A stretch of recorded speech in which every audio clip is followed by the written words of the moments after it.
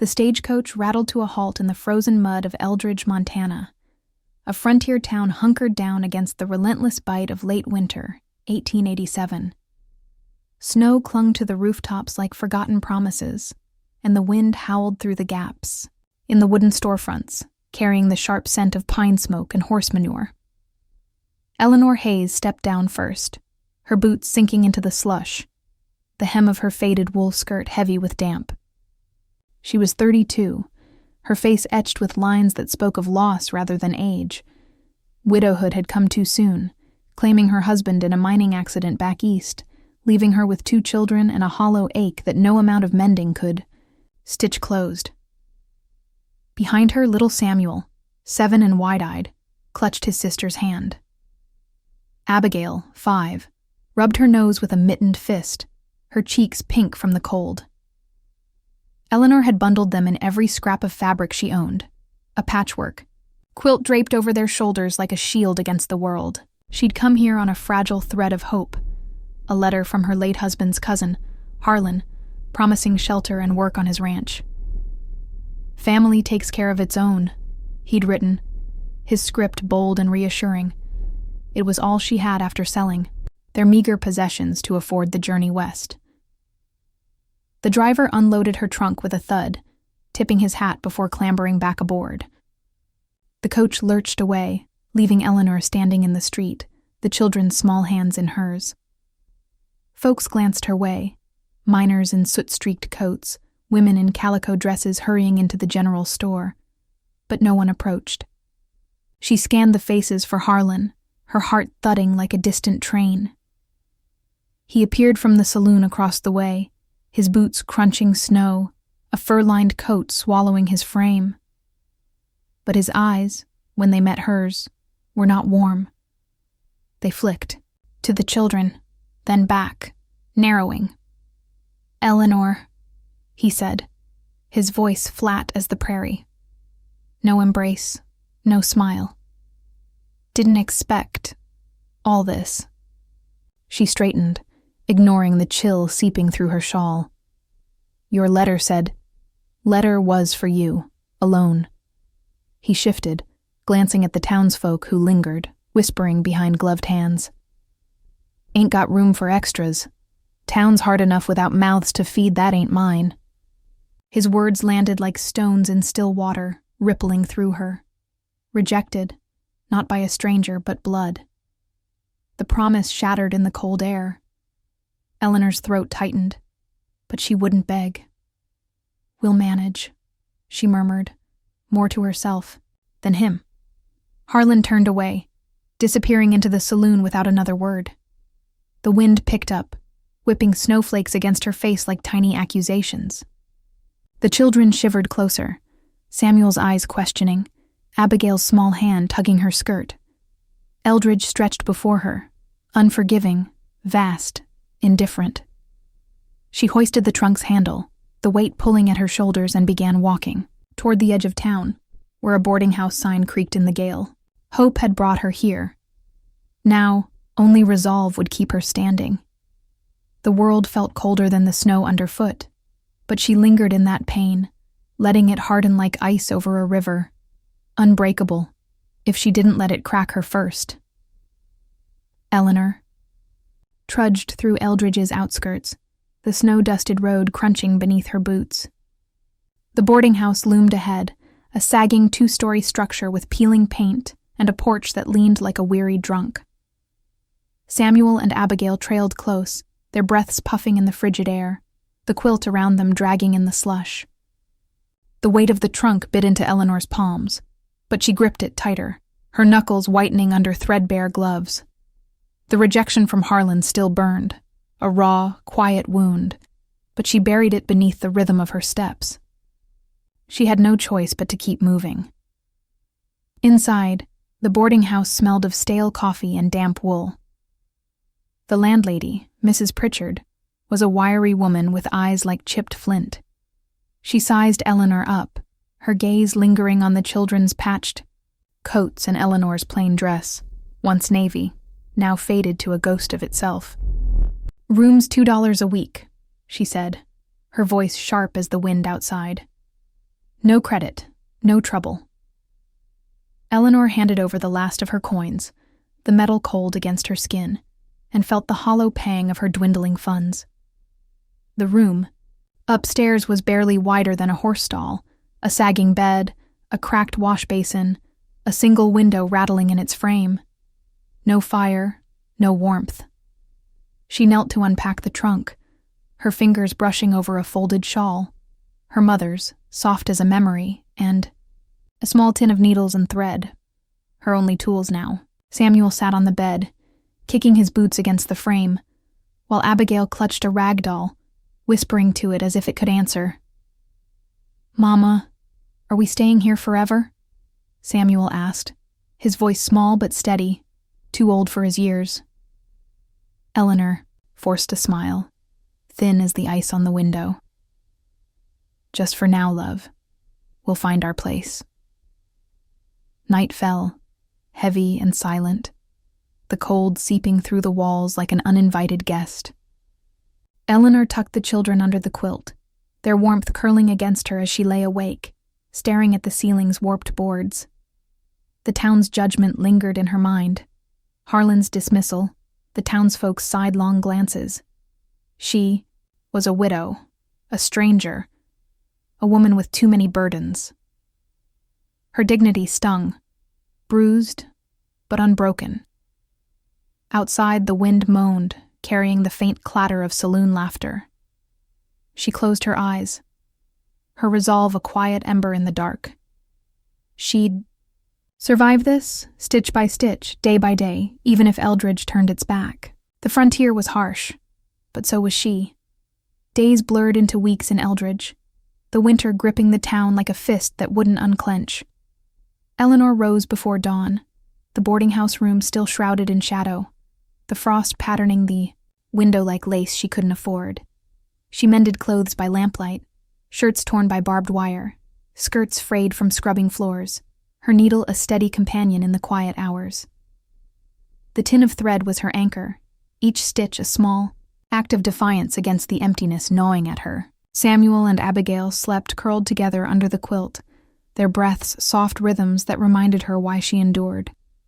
She ventured out at first light, boots crunching over frozen ruts in the road, seeking work where she could find it.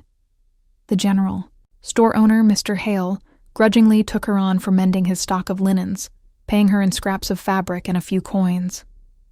"Don't expect charity," he muttered, his eyes flicking over her widow's weeds as if she carried some unseen stain. At the bakery, she kneaded dough for Mrs. Larkin, the air thick with the warm scent of yeast and flour dusting her apron like snow. Her hands, calloused from years of labor, shaped loaves with quiet precision, but the whispers followed. That Hayes woman dragged her brats all this way, no man to claim 'em. Ruined goods, if you ask me. Eleanor heard them, felt their stares, like pinpricks on her skin, but she kept her head down, her responses measured. "Thank you for the work," she'd say, her voice even, revealing nothing of the ache beneath. One afternoon, as the weak sun slanted through the bakery window, Mrs. Larkin clucked her tongue. "A woman alone out here. It's unseemly. Folks talk." Eleanor paused, her fingers pressing into the dough, the give of it mirroring her own weary flexibility. "Talk doesn't fill bellies," she replied softly, subtext hanging in the air. "I won't break for your words." She baked tarts on her own time, using pilfered apples from a withered tree behind the boarding house, the cinnamon scent a fleeting comfort as she sold them door to door. Some bought out of pity, others turned her away with curt shakes of the head, but each coin clinked into her jar like a victory. The isolation of winter deepened, snow blanketing the town in silence, mirroring her inner world. Cold, unyielding but fertile ground for resolve. She taught Samuel to darn socks, Abigail to roll pie crust, turning survival into lessons. Her dignity, wounded by rejection, mended itself thread by thread. Yet, on a bitter evening walk, back from delivering mended quilts, she spotted a figure, slumped in the snow beyond the town's edge, a man, half buried, his horse grazing nearby, oblivious. Her heart stuttered. The frontier's harshness stared back. She approached cautiously, the wind biting at her shawl, unaware this stranger would unravel her careful stitches. The snow fell thicker now, swirling in eddies around Eleanor's skirts as she knelt beside the fallen man. His horse, a sturdy bay with a saddle etched in silver, too fine for these parts, nickered softly, stamping a hoof in the drifts. The man lay face up, his coat dusted white, breath shallow and ragged. He was broad-shouldered, perhaps 40, with a jaw shadowed by stubble, and lines around his eyes that spoke of open skies and hard choices. A rancher, she guessed, from the quality of his boots, crusted with mud but crafted from leather that whispered of wealth. Blood seeped from a gash on his temple, staining the snow crimson, likely thrown from his mount in the storm. "Samuel, fetch. Help from town. Quick now," Eleanor said, her voice steady despite the chill clawing at her bones. The boy nodded, eyes wide, and dashed back toward Eldridge, his small form vanishing into the flurries. Abigail huddled close, clutching Eleanor's shawl. "Is he dead, Mama?" she whispered, her breath a puff of fog. "Not yet," Eleanor murmured, pressing her fingers to his neck. Pulse faint but there. She tore a strip from her petticoat, the fabric ripping with a soft sigh, and bound the wound, her hands sure from years of tending scrapes and fevers back east.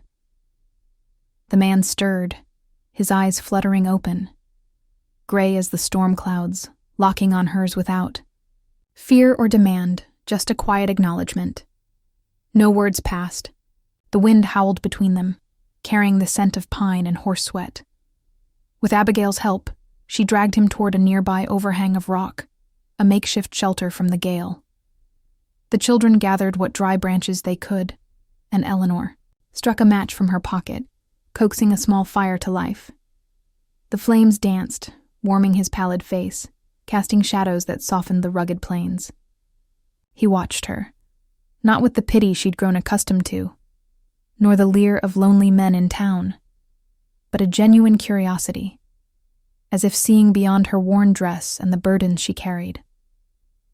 Respect flickered in that gaze, unspoken, like the embers she tended. By the time Samuel returned with Doc Harlan, no relation to her cousin, thank heavens, the man's breathing had steadied. "Name's Wyatt Kane," the doc said later, as they loaded him onto a sled for the ride to his ranch. "Owns half the valley. Lucky you found him, Mrs. Hayes." Eleanor nodded, brushing snow from Abigail's hair, her own heart thawing just a fraction in the aftermath. Wyatt's eyes met hers again as they departed, a silent nod of gratitude. She turned away, leading her children home through the drifts, unaware how that first thread of connection had begun to weave. Winter clung to Eldridge.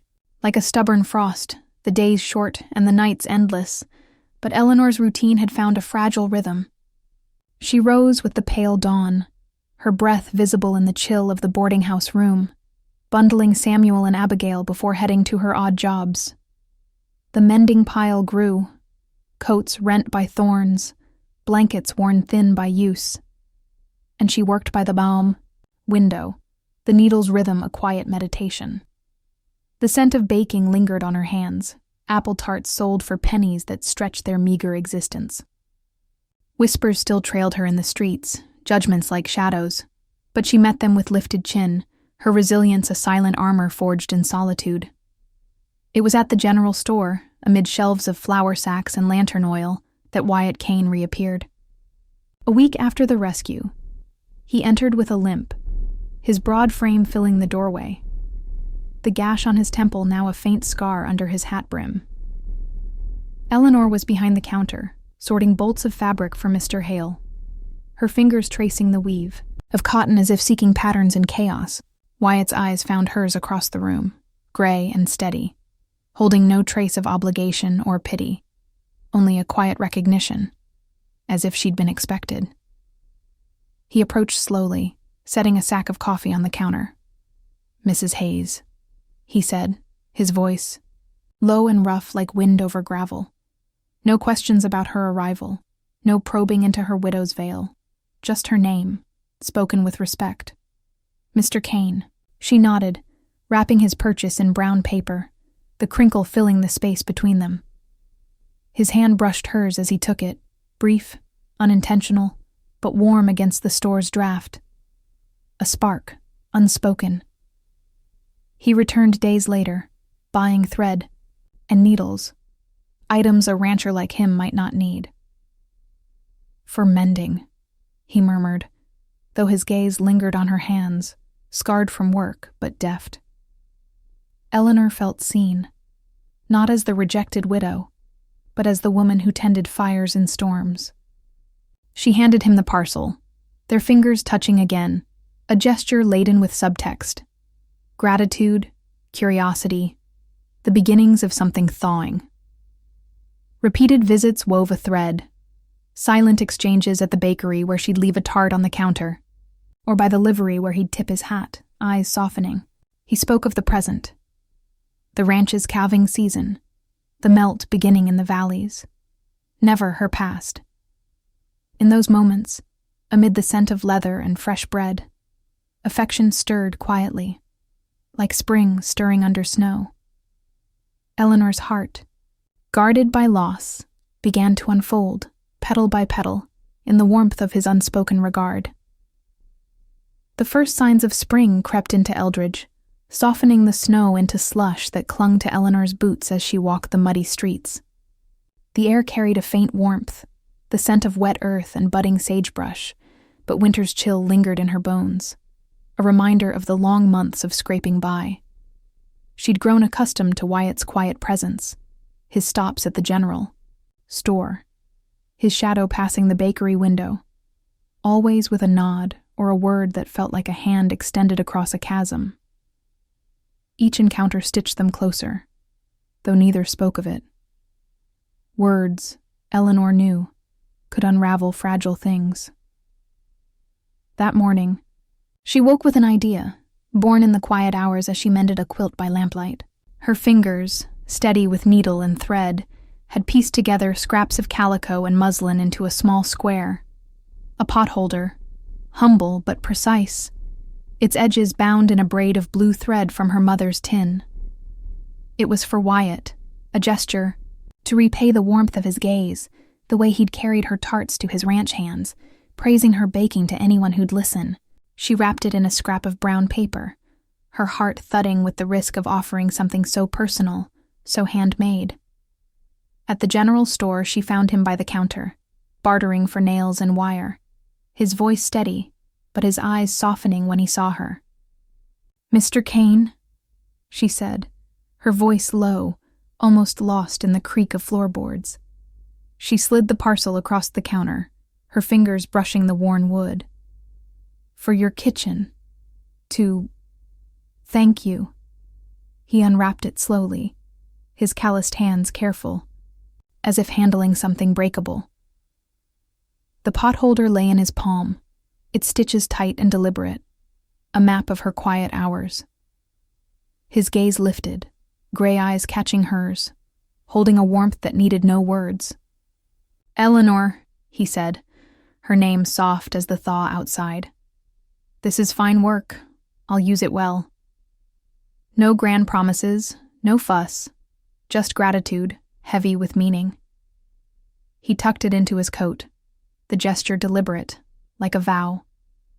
As he left, the bell above the door chimed, and Eleanor felt the weight of her offering settle into something new. A thread pulled taut between them, fragile but strong. Outside, the snow melted in rivulets, mirroring the slow bloom in her chest. She turned back to her mending, the scent of coffee and pine lingering, her heart daring to hope in the silence he left behind. Spring unfurled over Eldridge, the muddy streets now flecked with green, the air thick with the scent of damp grass and blooming wildflowers. The town buzzed with preparations for the annual spring fair, a rare gathering where miners, ranchers, and shopkeepers mingled under canvas tents by the riverbank. Eleanor, her hands dusted with flour from baking tarts for the bakery's stall, felt the weight of the town's eyes as she walked with Samuel and Abigail. Her navy dress, mended but clean, swished against her ankles, and she carried a basket of apple tarts, their cinnamon warmth a quiet offering to a community that still whispered about her. Widow, burden, outsider. The fairground hummed with laughter, fiddle music, and the clink of jars on tables. Children darted through the crowd, chasing ribbons tied to poles, while women in bonnets traded gossip over quilts and preserves. Eleanor set up her tarts, her movements precise, ignoring the sidelong glances from Mrs. Larkin and her circle. Too proud for her station, one muttered, loud enough to sting. Eleanor's jaw tightened, but she kept her gaze on Abigail, who clutched a rag doll and beamed at a passing pony. Then Wyatt appeared, his broad frame parting the crowd, his hat tilted against the sun. He carried a coil of rope over one shoulder, his sleeves rolled to the elbows, revealing forearms tanned by spring work on his ranch. He stopped at her stall, his gray eyes finding hers with that quiet respect that had become their language. "Those tarts smell like heaven, Eleanor," he said, loud enough for the nearby women to pause, their whispers faltering. He bought 3, handing one to Samuel with a wink, another to Abigail, who giggled as juice stained her chin. He lingered, leaning against the stall's post, asking about her mending, her day, as if the crowd didn't exist. The townsfolk noticed. Their stares sharpened, but Wyatt's presence was a shield, his quiet allegiance a defiance of their judgments. Eleanor stood taller, her voice steady as she answered, the basket lighter in her hands. For the first time, she felt seen not as a widow or a burden, but as a woman with worth. As Wyatt walked away, the potholder she'd made peeked from his pocket, a small emblem of their bond. The whispers continued, but they held less weight now, drowned by the music and the warmth of his parting nod. Eleanor turned back to her tarts, her heart blooming like the wildflowers around her, her dignity no longer a solitary flame, but a shared light. Section 8. Love Confession, or Emotional Unveiling. The night air carried the first true warmth of summer, a soft breeze rustling the cottonwoods along Eldridge's riverbank. Eleanor sat on a fallen log, a lantern casting a golden pool around her, its light flickering over the quilt spread beneath her feet. Samuel and Abigail slept back at the boarding house tucked under her mother's shawl, but sleep had eluded her. She'd slipped. Out, drawn to the quiet of the river, where the stars mirrored themselves in the water's slow ripples, their shimmer a reminder of things unbroken. Her hands rested in her lap, still dusted with flour from the day's baking, the scent of apples clinging to her skin. Footsteps crunched softly behind her, deliberate but unhurried. She turned, heart catching as Wyatt emerged from the shadows, his hat in hand, the moonlight catching the scar on his temple. He'd been at the fair earlier, his presence a steady anchor amid the town's chatter. But this was different, private, unguarded. "Mind company?" he asked, his voice low, like the river's murmur. She nodded, scooting over on the log, the quilt stitches brushing her fingers, a silent tether to her strength. He sat, close enough that she felt the warmth of his shoulder, but not so close as to presume. For a moment, they shared the silence, the kind that held no need for filling. Then he spoke, his gaze on the water, not her. "Eleanor, I've seen you mend things, cloth, lives, your own heart. You don't ask for help, but you give it without. Thinkin', that night in the snow, you didn't just save me. You reminded me what it means to see someone true." Her breath caught, his words unraveling the guard she'd built around her heart. She looked at him, his gray eyes now on hers, steady and unguarded. "Wyatt," she said, voice barely above a whisper, "folks here see a widow, a burden. You, see, me. The admission felt like peeling back skin, raw and vulnerable, but true. He reached for her hand, his calloused fingers gentle, tracing the lines of her palm as if reading her story. You're no burden, Eleanor. You're the strongest thing I've ever known. The words hung between them, heavy with truth.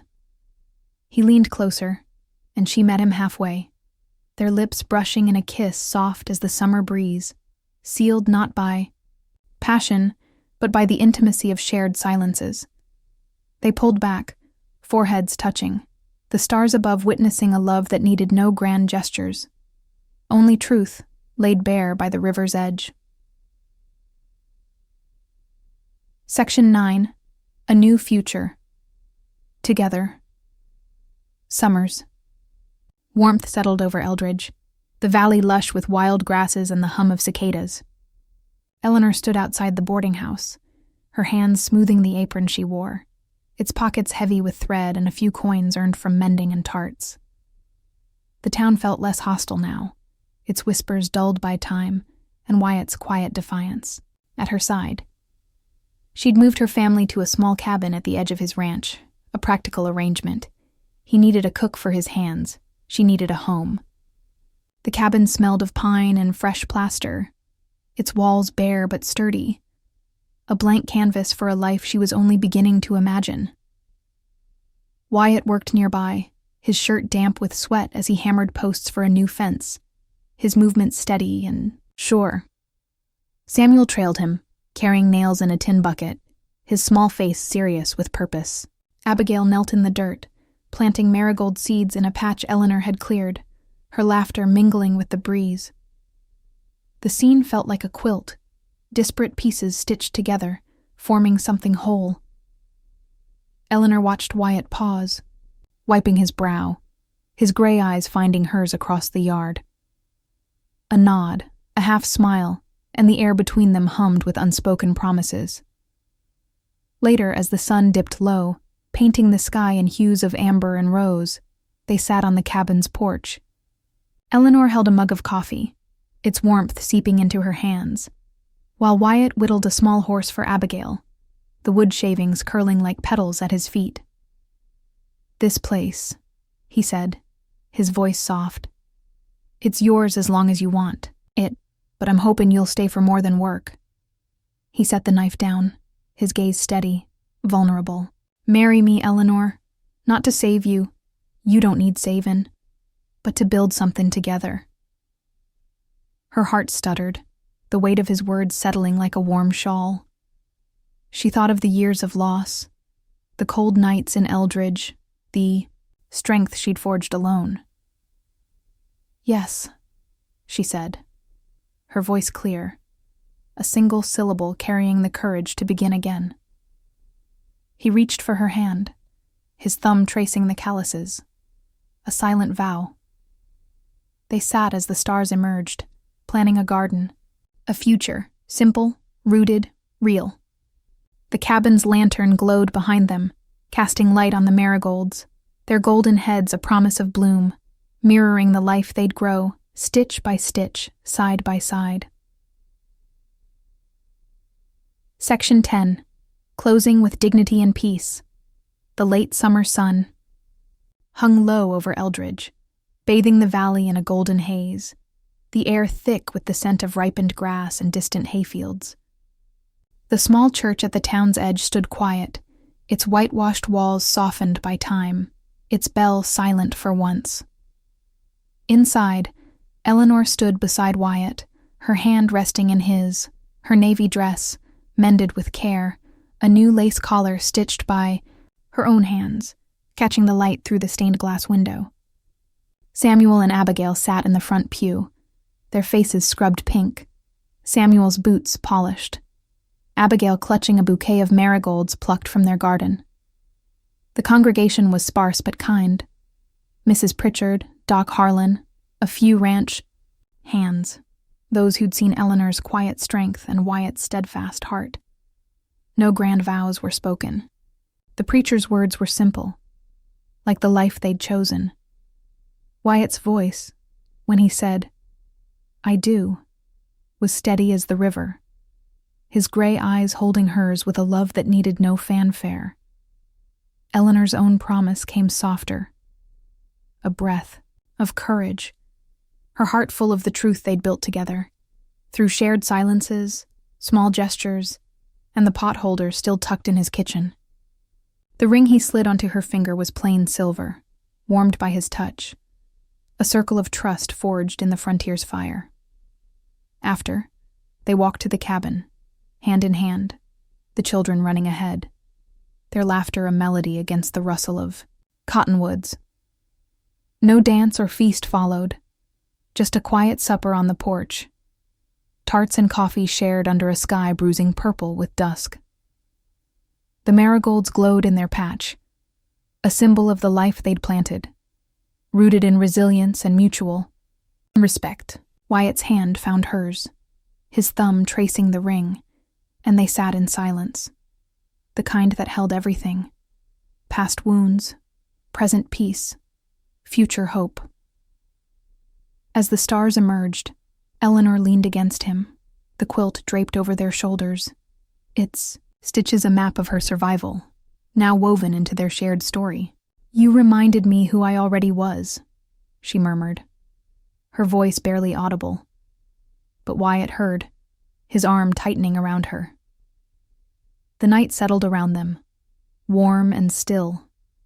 Eldridge no longer a cold stranger but a home. Their union, quiet and real, was a testament to love grown not from grand gestures, but from the steady, unspoken truth of seeing each other clearly, whole and enough.